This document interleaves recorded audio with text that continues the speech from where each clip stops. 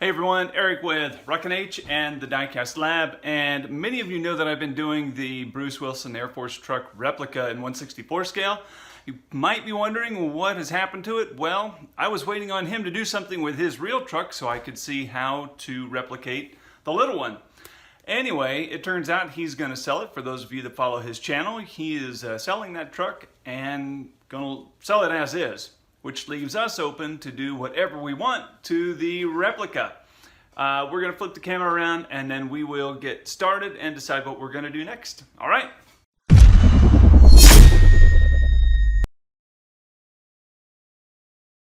Okay guys, here we are. This is a DCP Diecast Promotions 579 frame. Picked this because I got it cheap. If you measure from the front of the steering wheels to the middle of the tandems, it's 3 3/4 inches wide. Now, if we go to our fancy calculator and we do 225 inches divided by 64, makes it 3.5. So we could theoretically take a 1/4 inch out of this frame and be absolutely dead on, just like the Air Force truck. Well, since Bruce has decided to sell it, I guess I'm kind of lost interest in doing much more with this other than getting it done, so it's just off my workbench. So what I intend to do is we're just going to do exactly that. We'll get it off the workbench so we can do other things and move down the road. So where are we at? One, we've got to cut down a cab glass. Two, and sorry I did this without you looking, the interior was way too big because if you recall at the beginning of this series, we had shortened this cab up quite a bit. And so now we needed to shorten the interior. So all I did was I ran a bandsaw right behind these cabinets and then cut out the bed. So that is now done too, and you'll notice that this fits. Now, and it's not even fitting snugly because it is much shorter than it was prior. Now, if you recall also, we've got a lot of JB Weld inside this cab, so we may have to do a little finagling to get this to fit nice in there. Now, the cab glass here is much too tall. You'll see here that it raises up, and that was because this was a condo or stand-up style sleeper, which we had made this now a flat top. So that's got to change as well. So lucky for us, we've got parts, we've got know-how, and we can get this finished. Now, if you were a super freak about this, you could actually go buy you a DCP cabover and a DCP cabover frame, and you could salvage the interior of the DCP cabover, and with a little finagling, you could fit that in here and fit that to the cabover frame and then have you a tilting frame or tilting hood if that was something you were really interested in. I've never bothered to do that with an Ertl diecast cab like this, mostly because that level of detail is something I'm not interested in or taking time to do in some cases, especially this one. So let's go ahead. We're going to start with the cab glass. We'll get that figured out, get that inside there, and then we'll work on the interior. Then we'll figure out how we're going to mount this thing and add some other bling to it and see if we can get this baby out the door. All right. So we're going to start. I'm just going to give this a try first to see if it'll work, and if it doesn't, that's okay, because we'll use a different tool if this doesn't work. And I'm just trying with an X-Acto knife here just to see if we can rough out this cab. Whoa, that was quick. Always. That blade didn't stay tight in there. Okay, well that was fun, but it should be okay. We're going to try over here on this side and see if we can do something by pushing down there instead. Maybe it won't be quite as aggressive. This is a brand new blade, so I'm a little scared to get too crazy with it because new blades like to jump out and cut me.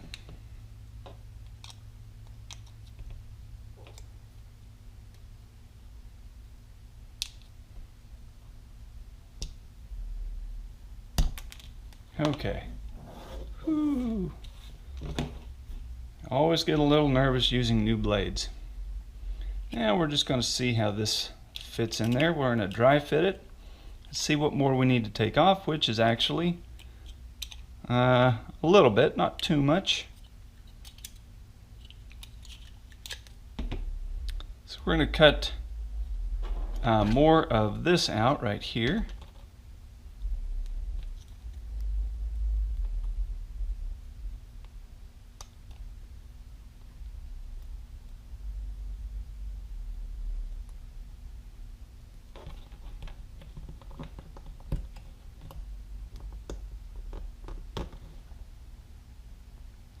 right.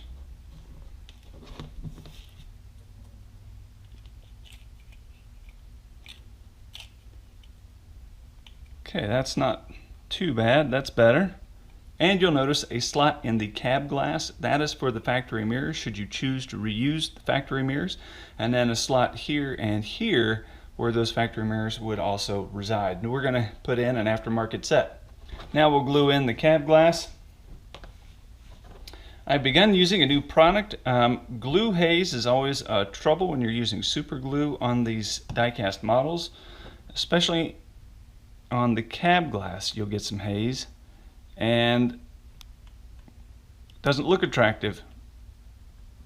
And I have a video showing you how to get rid of glue haze, but with this particular glue I no longer really have to worry about glue haze because it is water-based and does not cause that. This is Canopy glue, Formula 560.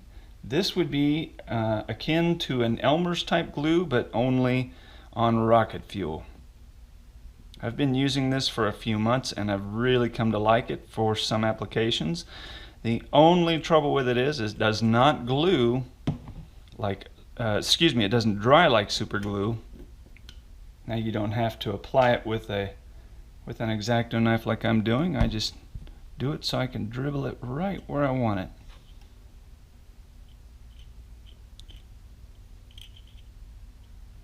And like a lot of glues, if you use less, that is more. Kind of got a little too much in here. And it doesn't really run either. It's pretty thick, pretty viscous, so it doesn't run like some types of super glue. There we go. What I also like about this is it dries clear. So we're not going to see this once it's dry. If you're using Canopy glue, it's worthwhile to let that dry overnight. And now that my glue is dry, we'll go ahead and continue.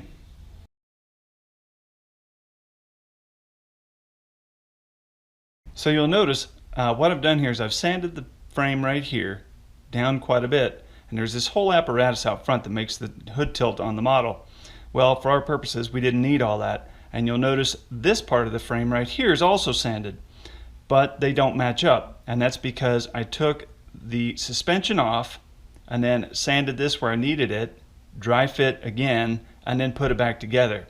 So that is the reason. Now the holes for this part of the suspension, you'll notice I've actually sanded into about half of the hole. So the stud from this part of the suspension here, or the front end, is barely hanging in there, but I've glued them all in place and it shouldn't be a problem long term. Now we can go ahead and dry fit once more and see how this is going to work. And you can see that's going to be pretty darn good. We could take just a hair more off, but I think for our purposes it's going to be just fine. Now what we'll do is we will put the grill on, we'll dry fit again to make sure nothing's in the road, and then we'll continue with our build.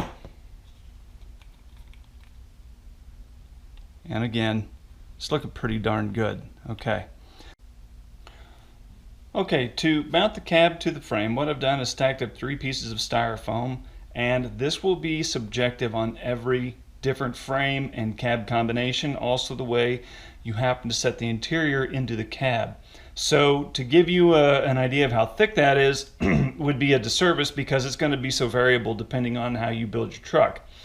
What you will want to keep in mind though is you will need a spacer kind of like this of any scrap styrene that goes just to the height of the tires. That way, if you use wider styrene on the inside of the cab like I have here, that will not hit the tires and then not make it set level. So that is one thing you do need to keep in mind. Stack as many pieces as you want inside, and then make sure you have a narrower one that fits between the wheels on top as your last sheet. And then that will ensure that your tires roll if that's your desired effect. And I am notorious for using scrap styrene, so about the only thing I've done to this was painted the edges of it so you don't see white on the inside if you look at it from the side. Okay, we're just going to set that quick so we know it won't move.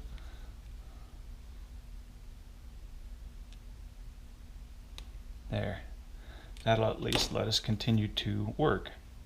Then we're going to be not terribly generous, but we'll put a little more right there. Now we will go ahead and we'll look at it from the front so it's parallel to the tires and the frame and everything looks lined up, and that it doesn't tilt to the right or left either. We want to hold it so it doesn't move. I found some fenders in my parts bin that I cut down and then modified so they'd fit. We'll go ahead and get that done.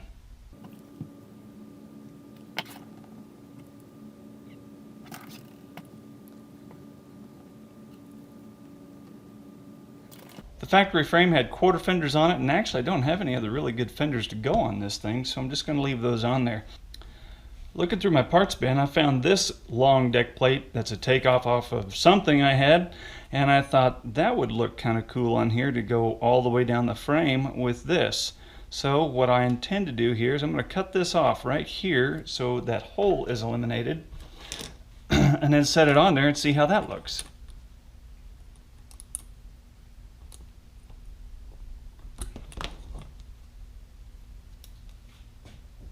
And that looks pretty good right there. Looks good on the frame.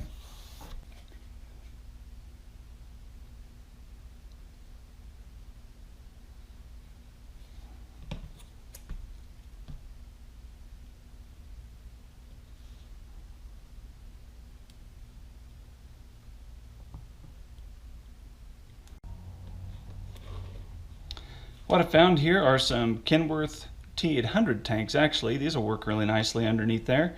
And then we have our hand grabs on this side, and what we will do is we can make out of wire a small step to go underneath that so it looks like there's a step a guy can get in the cab. We'll start out with the passenger side. We'll go ahead and put the hand grab and the tank on at the same time. If there happens to be any paint left over in the holes, go ahead and clean that out with a small drill bit.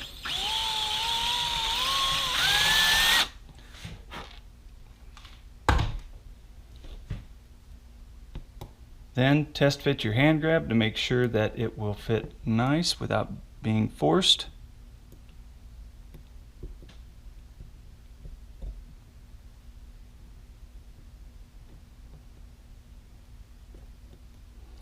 Once you're sure it's going to fit all right, you can glue it in place. And one thing I noticed on this pin right here, there is just a little bit of paint here. We're going to try and take that off so it doesn't cause us any trouble.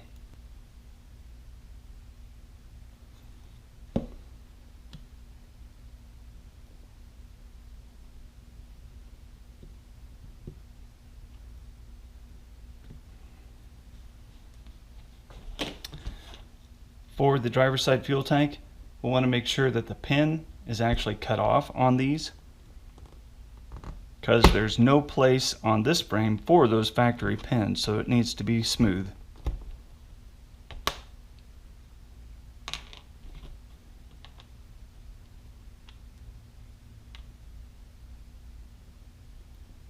Again, we're going to dry fit, and then we can use a little bit of glue to stick them on.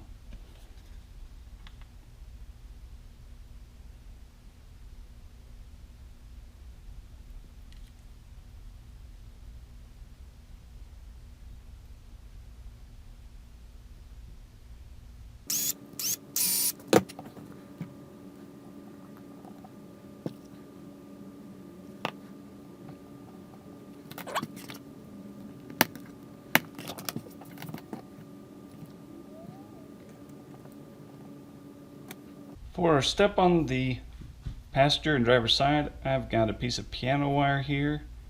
Just going to go ahead and make a horseshoe shape. And I'm making it just a little long so we have plenty that we can cut off if we need to.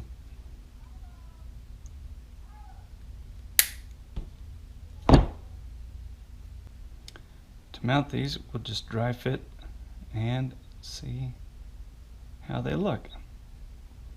When we're satisfied, we'll take a bit of glue and put them on.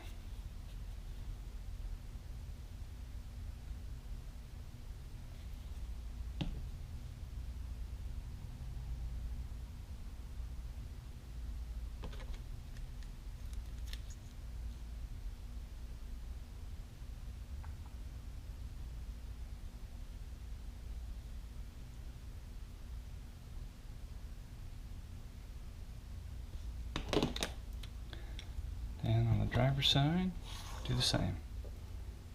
To bring this truck to a close, I found a Texas bumper that works. It's just a hair wide, but it covers up all of this diecast right here on front, which I like. I also found these chino pipes, which I bought as extras in case I need them. I thought those would look all right on the back of this rig. Then I have a couple of square air horns from a W900 Peterbilt, and I have some 3D printed clearance lights from the Model Mechanic on Shapeways. We'll get all those put on. This thing will be about done.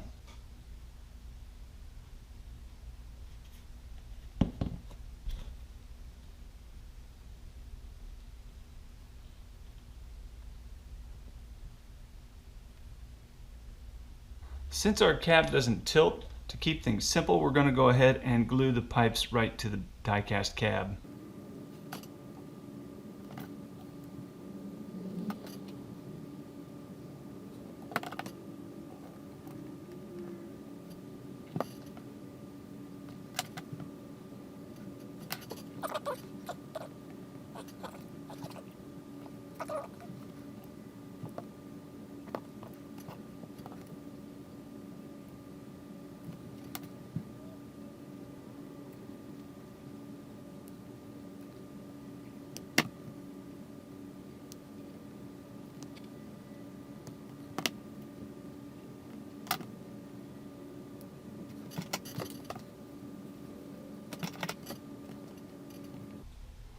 Using these clearance lights, you'll want to make sure that you go through a little extra care to get all of the sprue off so they set right on top of the cab.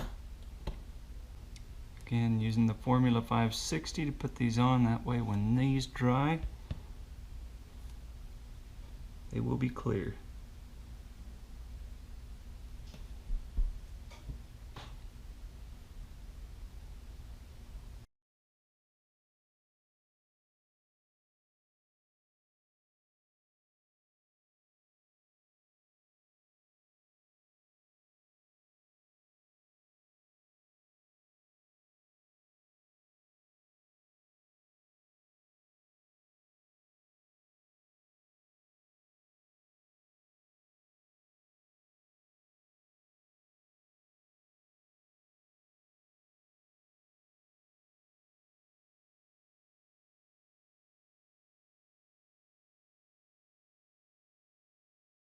The final step will be to put some mirrors on this cab. I happened to find some Freightliner mirrors. Regrettably, I don't know what kind of Freightliner they went to because that part had rubbed off the bag I'd kept in them. The nice thing about these though is I'm going to turn this on its side and look how those fit perfectly right into the grooves that are already in the diecast. So I'm going to use those. We'll use just a dab of Formula 560.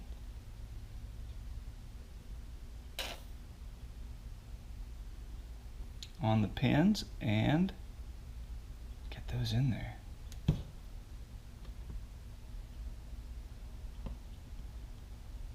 That works perfectly. They look good on there too. And they have that neat little turn signal at the bottom of the mirror. Now I'm sure this real truck does not have that, but that's okay.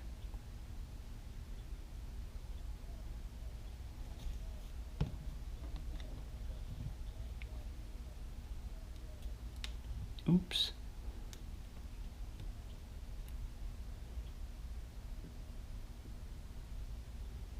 And away we go. We are done.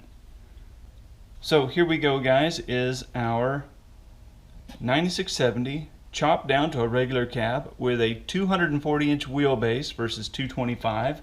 Chino pipes, a long deck plate, factory quarter fenders and rear. Plus we have some extra cab lights across the top, some air horns, and a Texas bumper to make this go. Hey guys, thank you for watching this series. We didn't get to make the Bruce Wilson replica just the way we wanted it to because obviously he didn't finish it, so we took a little liberty with my own ideas anyway. Hopefully you learned a little something in the process about how to take an Earl cab that's kind of generic and then trick it out and make it something really cool. In addition, we put it on a really sweet frame, and then you now have the tools in your toolbox to go ahead and do the same thing and then use your imagination to make what you want. Thanks for watching. Don't forget to hit subscribe and get your notifications, And as always, go make something awesome. We'll see ya.